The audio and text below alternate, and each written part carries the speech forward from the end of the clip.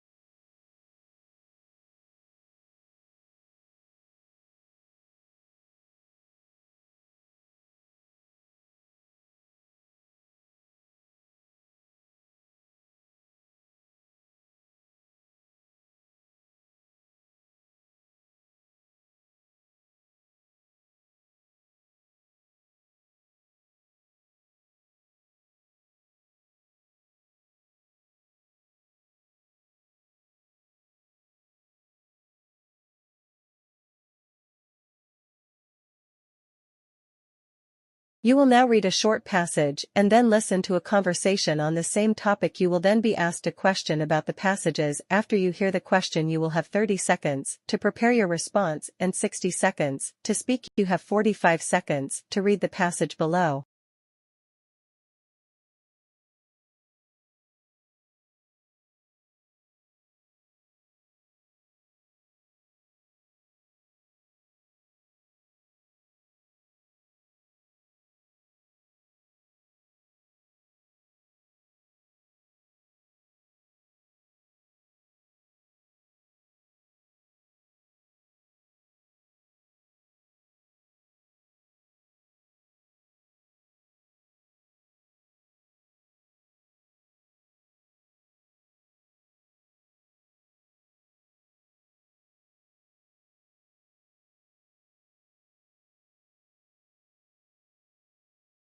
Did you hear about the plans for a commuter lounge? Yeah, I saw it online. I'm not sure what to make of it. I think it's a great idea. Dorm lounges are always buzzing with activity, and they offer spaces for study breaks, hangouts, and even finding study buddies. Commuter students definitely need something similar. I understand your point, but I'm worried it might not be used much. The Student Center already has plenty of seating areas, and commuter students often have tight schedules that wouldn't allow for lingering. True, but the dedicated space and amenities like the bulletin board could be a draw. Imagine organizing carpools to save money on gas, or just having a familiar place to unwind between classes. Maybe you're right. It could potentially foster a sense of community among commuter students who might otherwise feel isolated. And having a designated space for information exchange could be really helpful. Exactly. Think of it as a smaller, quieter alternative to the often crowded student center. It could become a valuable resource for commuter students like. The woman expresses her support for the proposed commuter lounge. Briefly summarize the proposal and state her reasons for holding that opinion.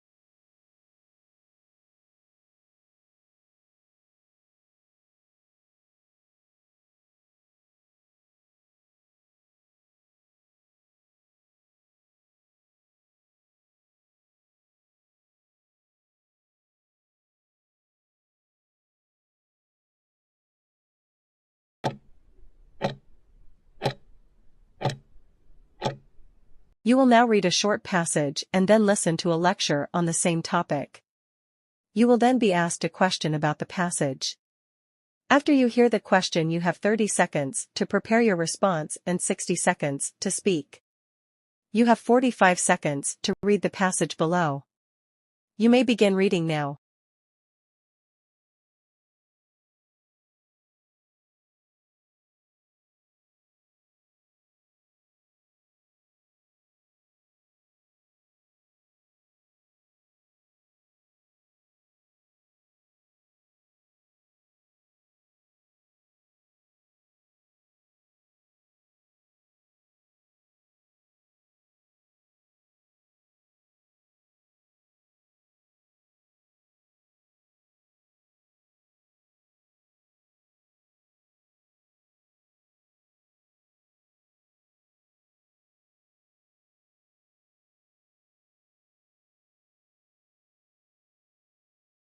Let's talk more about rattlesnakes.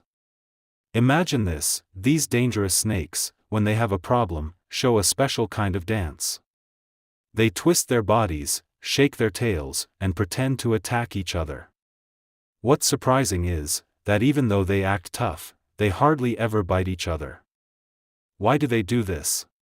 Well, it's like a way of communicating to each other. Their moves show they are strong and ready to protect themselves, like a big sign saying, "I'm tough, and I won't be scared." What's interesting is that this way of communicating often makes the other snake decide not to fight. So, in the world of rattlesnakes, the one that communicates well with these moves becomes the winner. This winner then gets important things like a good home or a possible friend. On the other hand, the one that doesn't have to fight stays safe. It's a cool example of how animals use agnostic behavior to solve problems and keep safe in the wild. Explain how the example from the professor's lecture illustrates the concept of agonistic behavior.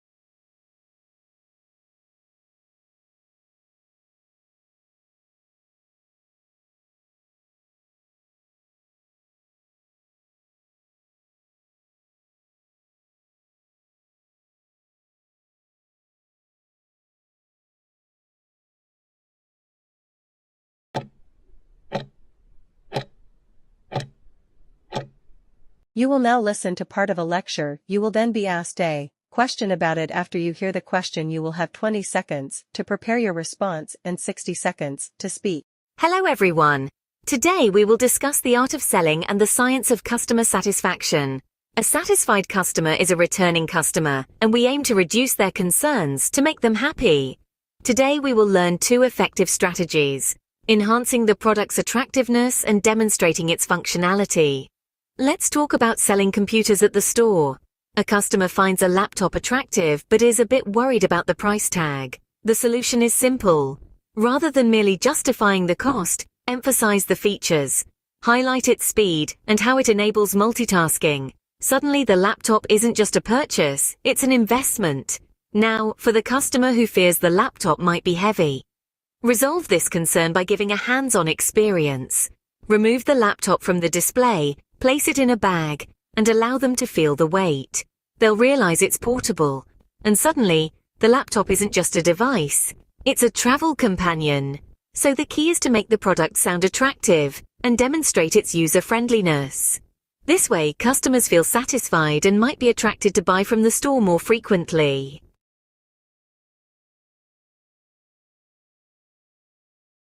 Using points and examples from the lecture, explain 2 ways that effective sales strategies address and overcome customer concerns.